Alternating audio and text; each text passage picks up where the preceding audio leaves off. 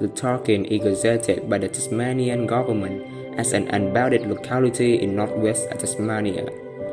The generally accepted definition is the area between the Arthur River in the north, the Pieman River in the south, the ocean to the west, and the Murchison Highway in the east. It was first officially recognized in May 2013 following by a recommendation by the Nomenclature Board of Tasmania, which was accepted by Brian Greene. He declared that the name applied to the whole northwest region of Tasmania, but this interpretation was rejected by the Cradle Coast Authority, which had requested the official naming. The name does not appear in the maps, but in recent decades has featured prominently in the Australian media as a subject of contention between conservationists and mining logging interests. The Tarkine can be entered from several points, with the most common being via Sumac Road from the north, Corina in the south, Water in the west, and Wynyard from the northwest. Wynyard has an interstate airport and sealed road access into the Tarkine. Tarkine is 300 billion aged. Its name Tarkine means belonging to, or of the Tarkiner, the Aboriginal people who inhabited in the area for at least 12,000 years before the arrival of Europeans. The term first appears in writing in the diaries of George Augustus Robinson, the chief protector of Tasmanian Aboriginals. Birmingham, formerly known as Mount Cameron West, is one of the best examples of Tasmanian rock art. Slab of rock covered in geometric designs of circles, crosses, and parallel lines, believed to be at least 2,000 years old. Although not designated as a national park, the area contains a widely diverse landscape, including Australia's largest patch of temperate rainforest, and a world of natural treasures including mountain ranges, wild river and cave system, bottom grass moorlands, and a rugged coastline with long sandy beaches, grassy woodland, and coastal heath. The plant and animal life here is as rich and varied as there are many habitats that support them. Local residents include the platypus, echidna, wombat, bandicoot, possum, and glider. Not to mention the famous Tasmania devil and the state other predators, the spotted tail quail and eastern quail. The Tarkine also hosts over 100 bird species, including several rare and endemic birds like the threatened orange-bellied parrot. The Tarkine Reserve joins a 100,000 hectare Arthur Pieman Conservation Area, itself containing a wealth of natural wonders and Aboriginal sites of great archaeological significance. Evidence of the lives of the past Aboriginal communities can be seen in the many shell middens, hot depression sites, artifacts, and rock engravings, and today's Tasmanian Aborigines still have powerful connections to this place.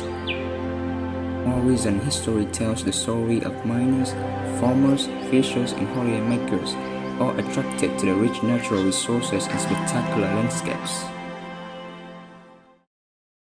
In December 2009, the Tarkine was listed as a National Heritage Area, following by an Emergency National Heritage listing.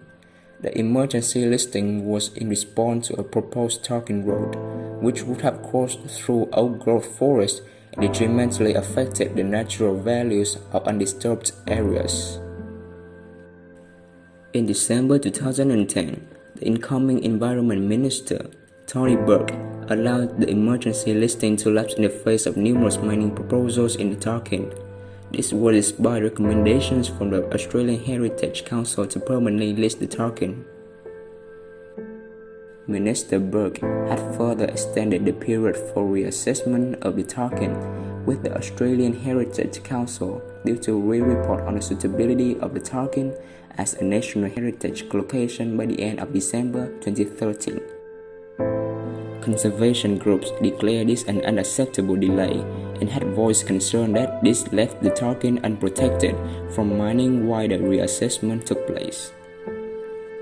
On 8 February 2013, Minister Tony Burke announced that he would reject advice from the Australian Heritage Council that 433,000 hectares should be heritage listed, and instead apply a national heritage listing only to the 21,000 hectares contained in the 2 kilometers wide section along the coastline.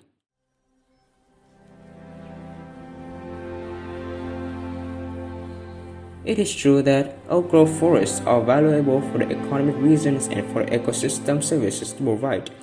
Generally speaking, they are the grandfathers of nature of the woods of the world, holding value beyond measure, and the diverse ecosystem of those forests provide water habitat for the fish, wildlife, and ecosystems. They often contain rich communities of plants and animals within the habitat due to the long period of forest stability. These varied and sometimes rare species may depend on the unique environmental conditions created by these forests. They are filters of the earth, tying up carbon and pollutants that would otherwise accumulate in the atmosphere. Besides, oak-growth forests also store large amounts of carbon above and below the ground, either as humus or in wet soils as peat. They collectively represent a very significant store in carbon. Destruction of these forests releases this carbon as greenhouse gases and may increase the risk of global climate change. Moreover, oak-growth forest serves as a reservoir for species which cannot thrive or easily regenerate in younger forests, so can be used as a baseline for research.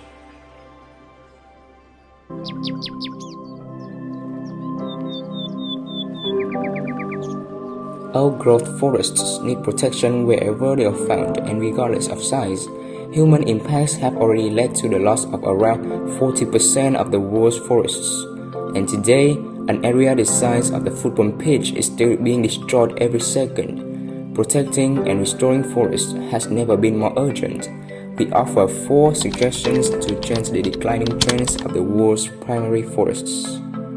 First is for the global community to recognize primary forests as a matter of global concern in the international community, according to the paper, and not just a problem in developing countries, especially since nearly half of the world's primary forests are in rich countries and many of those are still being destroyed.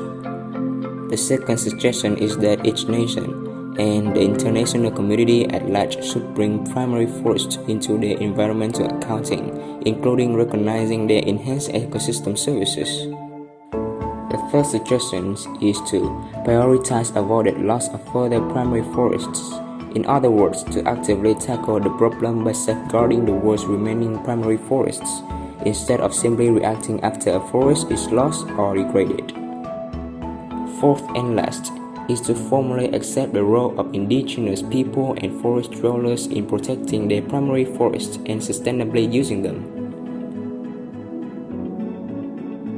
In this day and age, people do not care about nature and keep doing what they want, to which damages those oak-growth forests. Thus, we need to take immediate actions to preserve, protect our sources.